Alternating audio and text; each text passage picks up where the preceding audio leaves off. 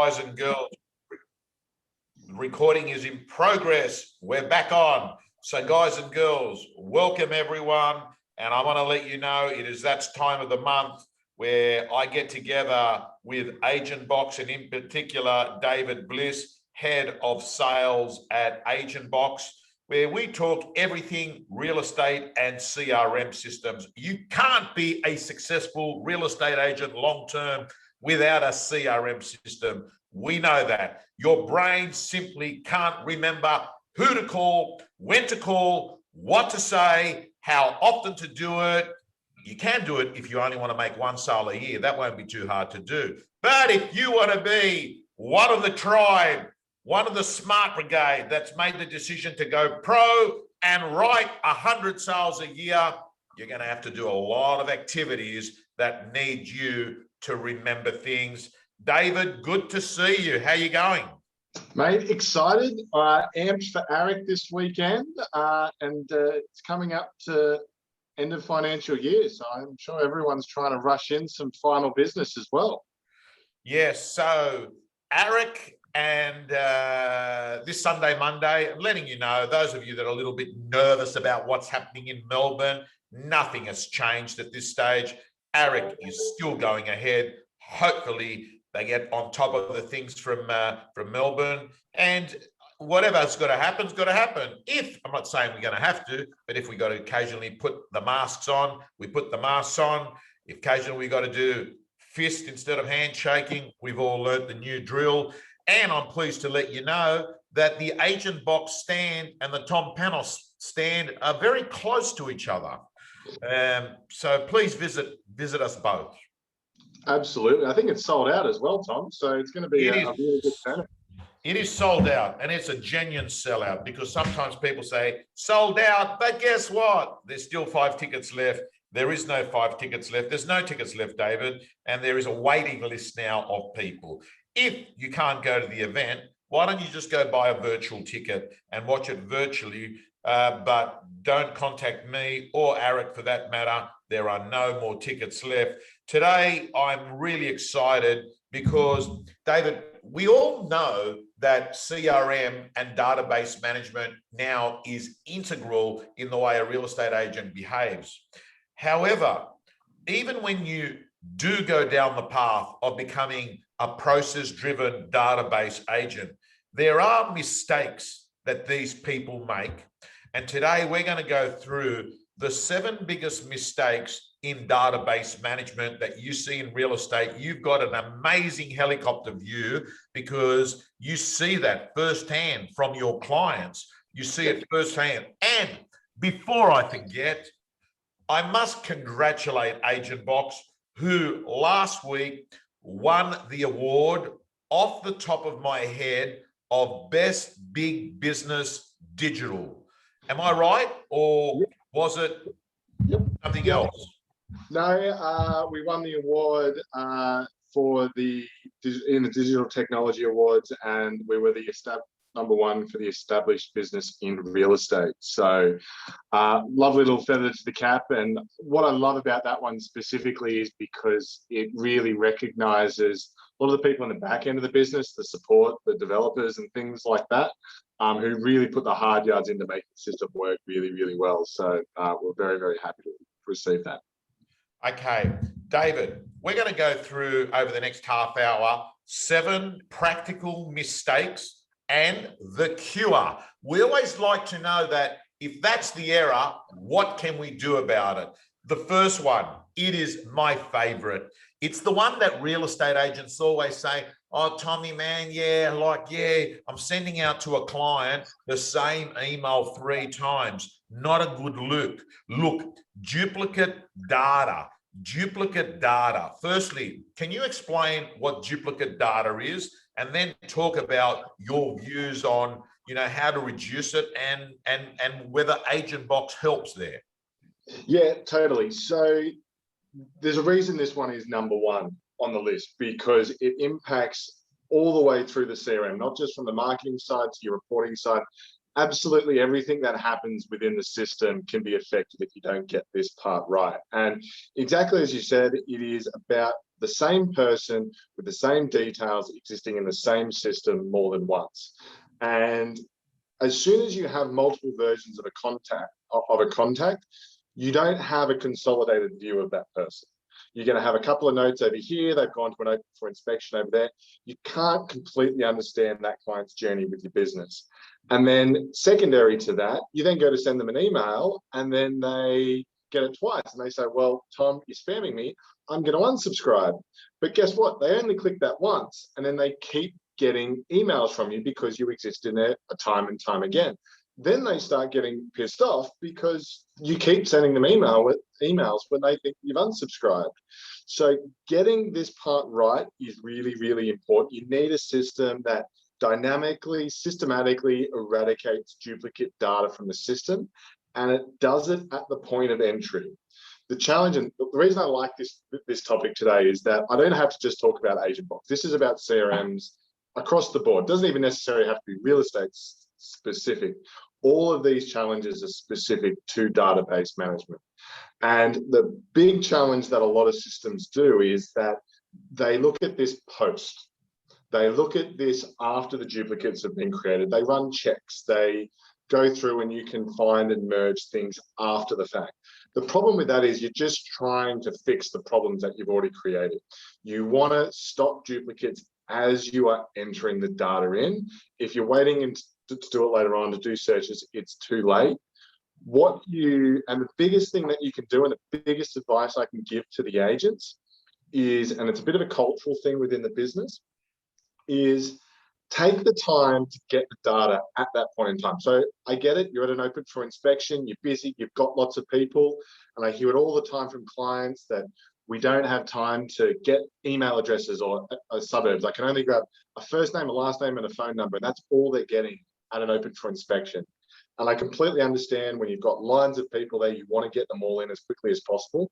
But take the time, get the extra information there, get the details complete, because if you take the time to get it done right at the start, it's going to prevent all of these problems in the future.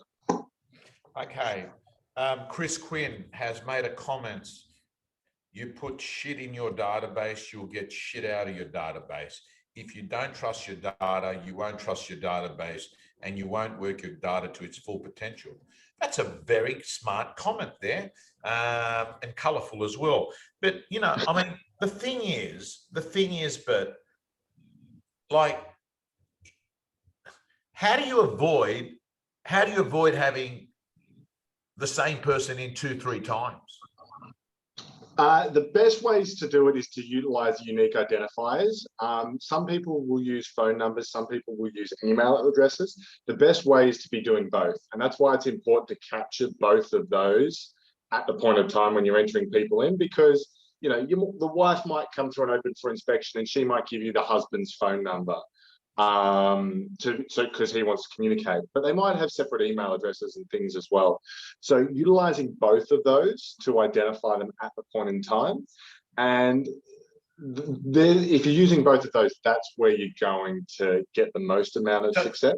I was having lunch with Eddie and Simon the other day, and they were harping onto me saying that Agentbox does duplicate data better than anyone else, and I couldn't listen. And we were only there for an hour, and my brain just couldn't sort of process everything they were saying. Explain that. I'll give you an example, right? So we've designed our app to work offline because you're at open for inspections, you don't have signal. So as you're putting people in offline, it's obviously not referencing the database, right? It can't, it's offline. But you still need to have the tools to grab the details while you're at an RFI. So the system allows you to do that. But then when you come back into Signal, the system syncs up. And what the system has is really in-depth processes to match the data that you put in offline with the data that actually exists in the database. So when you come back on a Monday and you go to do all your callbacks and I go to call Tom Panos, I know I'm calling Tom Panos that went through my open for inspection on the weekend. But I also know, because I trust that the system has deduplicated this correctly, that it's the same Tom Panos that I've been following up for the last however many months and taking him through other open for inspections and following him up as a vendor. And I've got that complete history there. So it's those kind of details at the back end, some of these things that you don't necessarily see, but it's that level of extra detail which makes your life way, way more efficient, because you don't come in on a Monday and be like, oh, I've got Tom, hold on, I've been dealing with Tom for ages. Why don't I have all this information here? I'm trying to do my OFI callbacks, but I don't have all the information. Now I've got to spend my time merging this data together.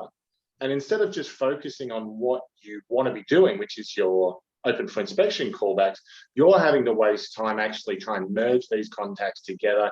That's frustrating. No one wants to do that. It's wasting your time. It's taking you away from what you actually want to be doing, where good systems will handle that for you, so you don't have to think about it. It's all that stuff that the beauty is, where you don't actually notice that the technology is working for you. You just get in and do what you need to do. Okay. I still haven't grasped the Agentbox competitive advantage there. How do I describe that? So the major point is, as I come back to that, systematically, dynamically eradicating it at the point of entry.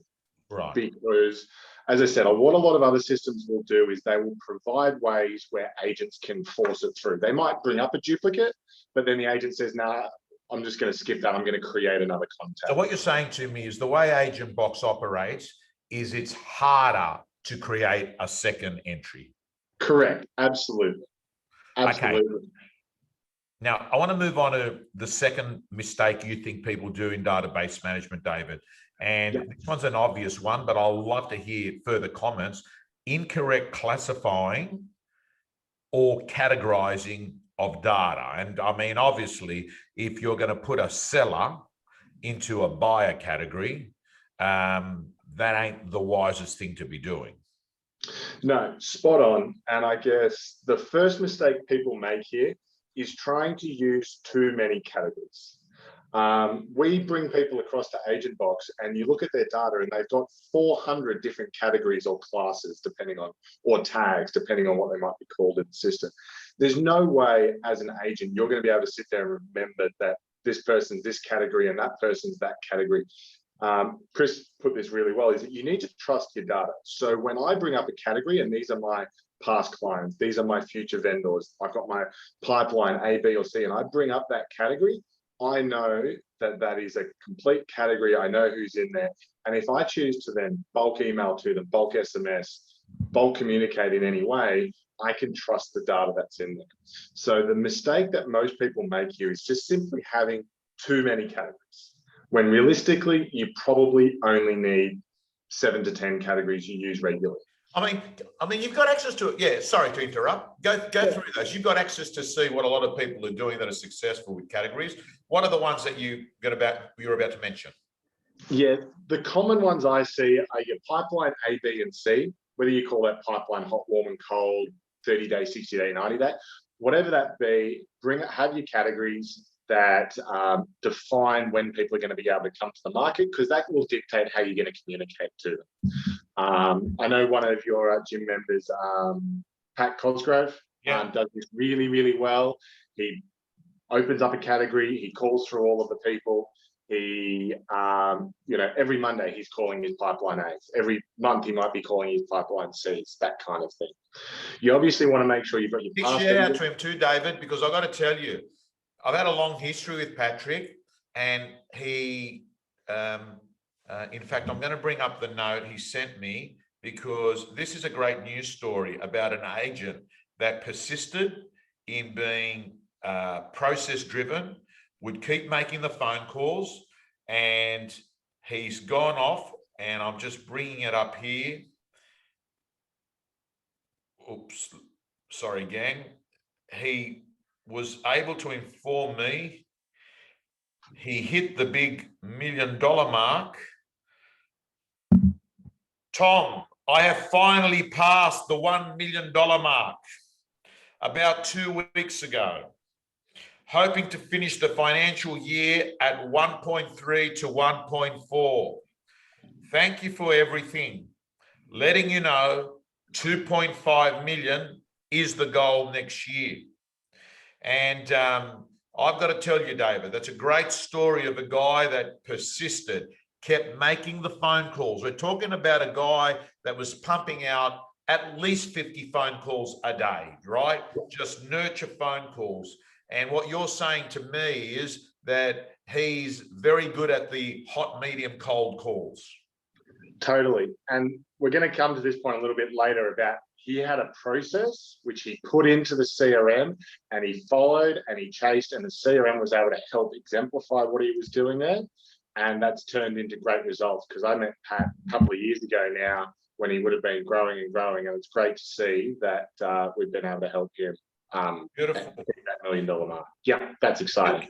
Keep. Is there more you want to say about the categorizing? So that's the sellers. Is there any other categories that you see? So hot, medium, cold, or ABCs, any other categories? The other ones, obviously, you've got your past vendors, your past buyers, your hot buyers. So these are the guys that are going to sell if you help them buy something. So have them in a list, bring them up, look at them regularly so you can see properties and introduce them. I like a general client newsletter one. You know, there is some stuff where you are just going to bulk market to people. And the other one I like is a sphere of influence. These are kind of the people who you're close with.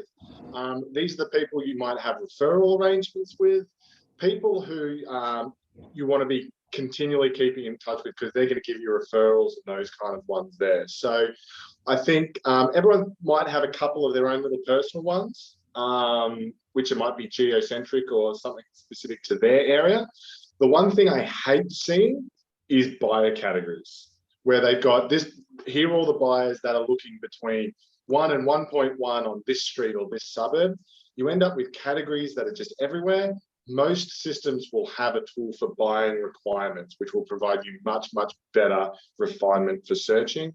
Don't use categories for buyer requirements. It just doesn't work for people.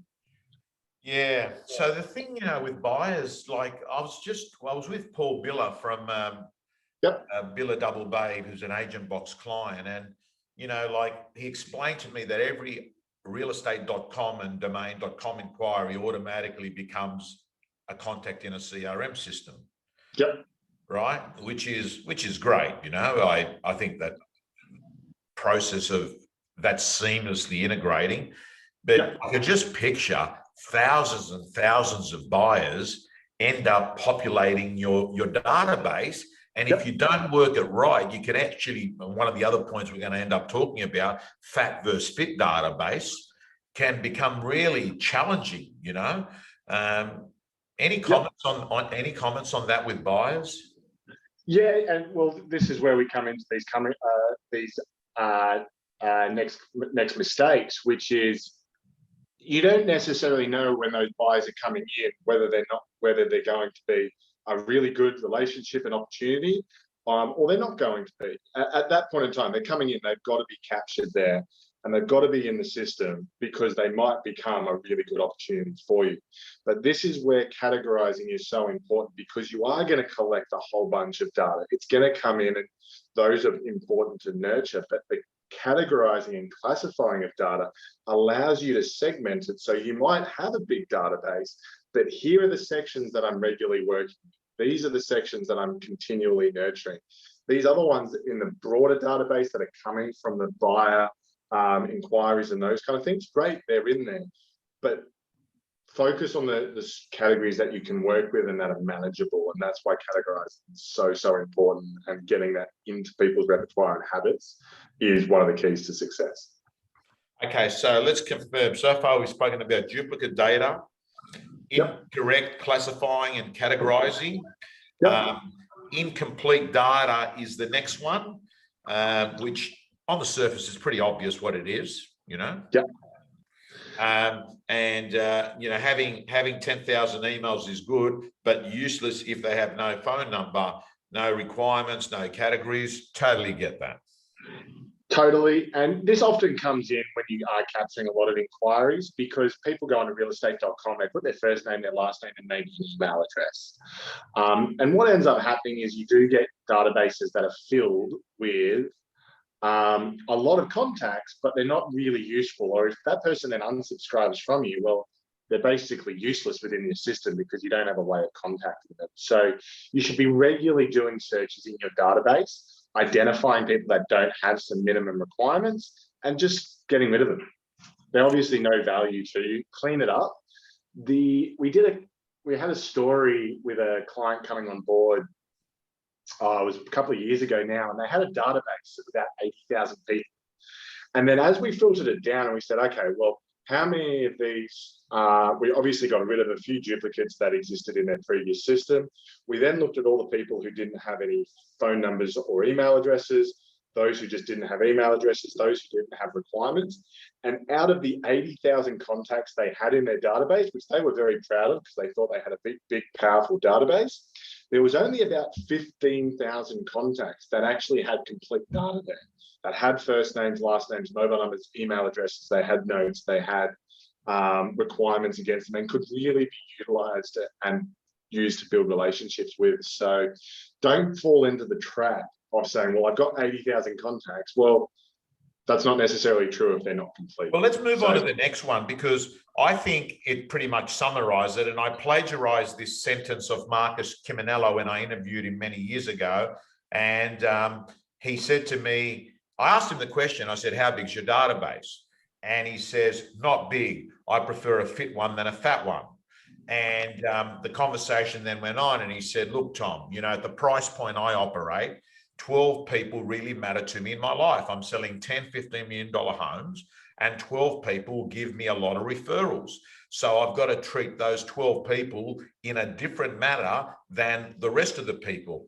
So I've always got a view, David, you know, in a typical average area across Australia and New Zealand, if you've got between 500 and 1,000 people that live in the core area that want to receive content from you, that like and trust you, you can make a decent living. You don't need to have 10, 15,000 people and trying to play the lottery every week. Well, we all know real estate's about relationships. That's what it's about. You know, and it's, again, it's a CRM, it's a customer relationship manager, not just some mass communicator, right?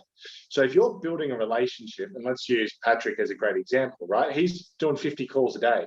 Even if you do 50 calls every day and you are calling people regularly enough to have a relationship, you can, that's still only 3,000 or 4,000 people in your database that you are actually having a relationship with. And if you have a database of that many people that you have strong relationships with, you're going to be a great agent. And obviously, Patrick's a great example of that. So everyone likes to brag about how, well, you know, it's how big their database is, but it doesn't matter. It's really about how fit it is, how clean it is, the people that you are regularly communicating with. And this really ties into those categories, because you might have a really big database. You might have all of those people in there, but the fit part, those categories that you regularly call, you regularly service, that you have relationships with, need to be fit. They need to be clean. You need to be able to trust the data in there. So don't worry about the size, worry about the quality, worry about the actual clean aspects of the system. Okay. So the next one, number 5. Not creating repeatable positive habits. I mean, we know positive habits are very, very important in your life and your business. But in CRM management, give me the context of what you mean by that. So categories are a great example of that. I mentioned earlier about taking the time, getting the data in there. I made a comment to myself around this, and I'm becoming quite passionate about this, because I think it's quite common for people to turn around and say, oh, I'm a salesperson, I'm great at talking to people, I'm not great at admin, or those kind of things.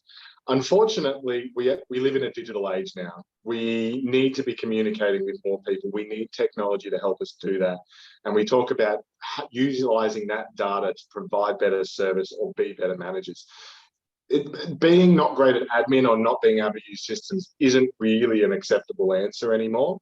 you need to build the skills to get that into the get the data into the system. And I'll give you one very simple example where this really changed one of our users, because he was struggling to continually log his notes in the system. He'd make his calls and he just always forgot to put the notes in. And what he did was he got rid of the little phone icon from his app, he tucked it away, and he put the Agentbox app icon where his phone icon used to be. So habitually, instead of him hitting the phone, he would hit the Agentbox icon, which brought up a list of his contacts, and he would make the calls from the Agentbox app, which automatically prompted him to then make a note and set a follow-up task. That's all he did. And then suddenly his database was filled with all of his notes and all of his past communication, which then enabled him to have better conversations. Not life-changing stuff there, but simple, easy to do habits, which means that you're getting better data in there, will completely change where you are in the future, because you'll have that data. Yeah. So I'll just touch on that, David. I think that if you're a person that has this story that you say to yourself, I'm just not the organized type, or I'm just not the process type. It's not me, but I'm really good at, the selling side. Hey, listen, that could be the case, but that doesn't mean that the problem goes away. And often what you need to do is simply change your narrative to, hey, I'm not a natural at it, but guess what? I can be significantly better than I am, right? Now, if you're in a fortunate position, David, where some of our agents are writing great numbers, including Patrick, and they've got an assistant, okay? Guess what? That alleviates a lot of the problem, right? But it doesn't mean that you've got to keep reaffirming to yourself, hey, I'm fat because I'm big boned, right? At the end of the day, a narrative that you say to yourself is a self-limiting belief that is actually stopping you go to the next level. So if you're watching this right now and you're sort of saying, yeah, I get what David's going on about, but it's not my natural me. Well, the research clearly shows that people are not, fixed. They're able to be fluid. They're able to move from a 5 out of 10 in process and admin to a 7 out of 10. They might not be a 10 out of 10 ever, right? It might not be the natural disposition, but they can improve on it, right? And that's all we're doing. And that's it. And it's interesting because the people who don't do this will be the ones who complain in the future and say, oh, I'm not being successful. I don't have a database. I don't have any people to call. And they're 5 years down the track and they're still cold calling because they haven't built a database. So, you're exactly right. All you're doing is limiting yourself. And yes, there's lots of people out there, and I meet lots of top agents, and they're top agents because of their natural personality to be able to work with people. And they might not be great administrators, but they're fortunate enough to say, I don't have to worry about that. I can pay someone else to do it. The reality is a large proportion of the industry aren't in that position. They need to do it themselves. And if they want to be that $1 million writer in the future, and they want to have a scalable, returnable business, they need to be putting it into a system which is going to do that for them. And that takes the guts and willingness to build good habits, get it into the system. So in a couple of years' time, you're not cold calling, you're working your database, you're following people up, you've got relationships that you've been nurturing. Okay, let's move on to number 6.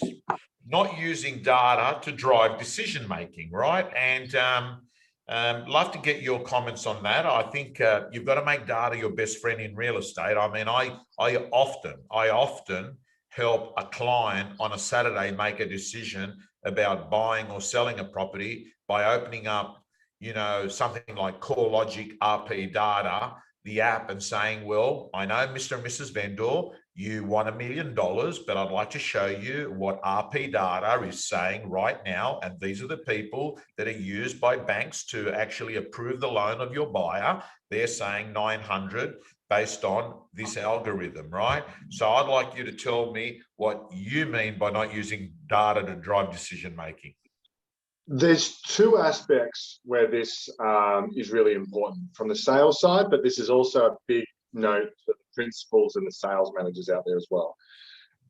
What I took from what you were just saying then about CoreLogic is that you're telling a story, right? here is core logic, here is the data, here are the properties, and you're justifying and adding value to the figure in this case that you were talking about. The problem that I find with a lot of agents that they do is that they go through a sales process, they go and have their vendor meeting with their before the auction or to present an offer, and they say, well, there's $1 million. And then the vendor rejects it because they're not happy with it. Now, instead of just saying, well, there's the offer of $1 million, if the agent had been collecting the data from all of the buyers, all of the inquiries, and they sit there and they tell a story and they say, Mr. and Mrs. Vendor, Tom came through our house in the very first open for inspection. He seemed to like the property. He came back for a second one with his wife. He's made an offer. It was lower than your expectations. We rejected that. I got him to come back. They asked about the pool. I was then able to get another higher offer. I called them up, got another higher offer, and this is the one that I'm presenting for you here. Because of that, I think this is the best offer for you. That's a completely different way of presenting something because you're showing the data behind it, which justifies why this is a good result. And that's going to get much, much better outcomes. And that's going to help the salespeople. For the sales managers and the principals out there, they're sitting there wondering why is this salesperson not getting listings? Why are they not getting appraisal? Why are they not being successful? And they're guessing. Whereas if they're continually utilizing the CRM, you can actually get into the system and you can see their metrics and actually know what levers to pull. So I remember it was a couple of years ago when Tom Ferry was at ARIC.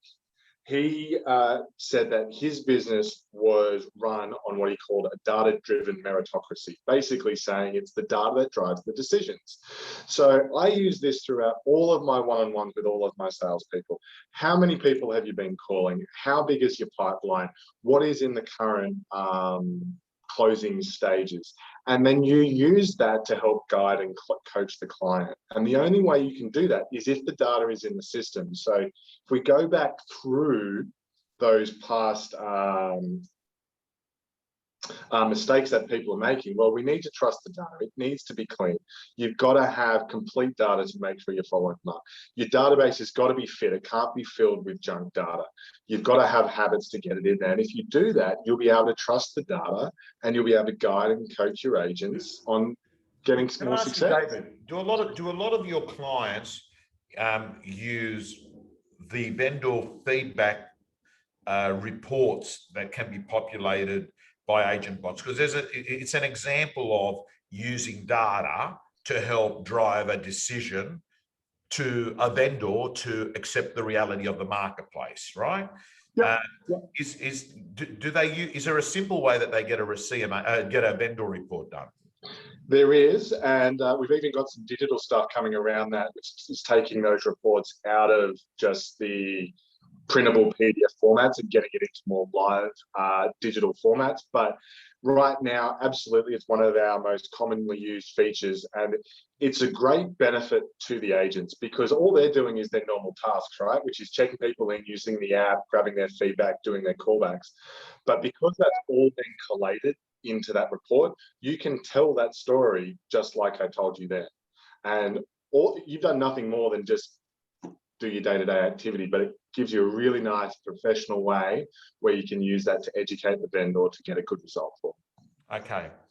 The last mistake you're going to talk about is assuming the database is going to drive you, or actually even worse, assuming the database is going to do all the work for you. Yeah. And you would come across this every single day, Tom, as well. People are looking for that golden bullet. And they come to the CRM, and it could be any CRM, and say, yep, this is going to be my golden ticket. And it's just going to tell me what to do, and I'm going to become $1 million agent. The reality is that database will only magnify your processes. So if you've got shit processes, it's not going to do anything about it. And if you look at all of the top agents, they've gone out and spoken and sold to a lot of them, they've already got great processes. They've got teams, they've got structures, and all the CRM is doing is then magnifying that. They're able to communicate with more people in less time. They can provide better service, better relationships because they're talking to people more often with more relevant information. That's where it works. But unfortunately, too many people come to me and just expect that the system's going to tell them what to do. And like the analogy I use is that a builder starts with a plan before he picks up his tools, right? He maps it out, he knows where he has to build, then he picks up his hammer and he starts doing it together. If he picks up a drill or he picks up a jackhammer, it's only going to happen faster. Same thing happens here. Go out, build your business plan. And I'll come back to Pat because I know he does this really well. It was like, right, Mondays, I'm calling all my pipeline aids. Here's my list, I'm calling through them. And then he uses his categories that way. Other people will use it with their tasks, but go out, build a business plan on how you want to communicate with people. And you in the real estate gym, I know, give some great communication plans. We've actually put some of them into our system where, you know, follow-ups for expired listings and those kind of things. Build those plans into the system, go get the data, and that's where you'll find the most amount of success. Don't look for the golden bullet. Yeah, because you're not going to get Agentbox or any CRM system off the shelf that's going to want to run the business the way you want to run it. You might have a preference. You might have a preference to be ringing people that are, you know, to let for lease owners and trying to convince them to, you know, put their properties on the market because the market's hot right now. Or you might have a preference to be doing, you know, orphan data on a specific way. You've got to actually create your process, which you then integrate into the CRM system, because Agentbox does not want to treat the 60,000 agents the same way.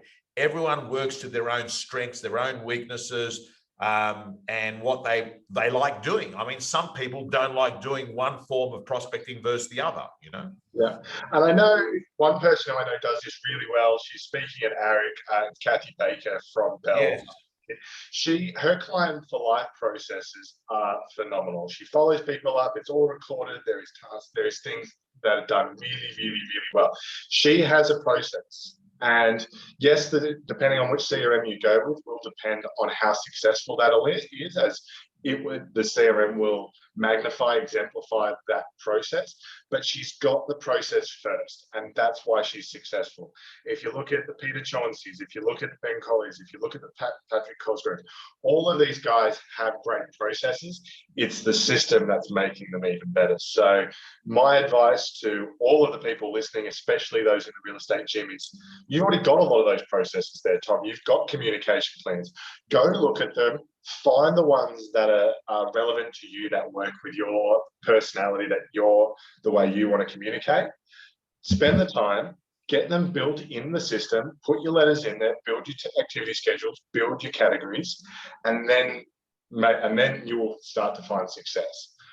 Get the plan, get it into the CRM, results will happen, not the other way around. David, thank you so much. You've got a big week. You've got to finish your work week this week, then head on a plane on Saturday.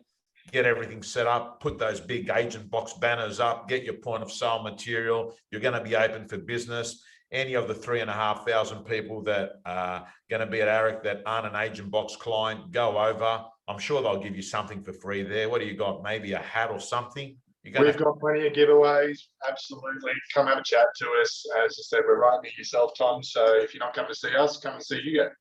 Yeah. And by the way, those of you that haven't made the shift to Agentbox yet, agentbox.com.au, just go through the online inquiry and you could be up and running in the next week post ARIC. You might make the decision that you're going to have a future bigger than your past, and process and CRM management might be part of your toolkit. Now's the time to get that process going. David, signing off. Catch you guys. Thanks very much.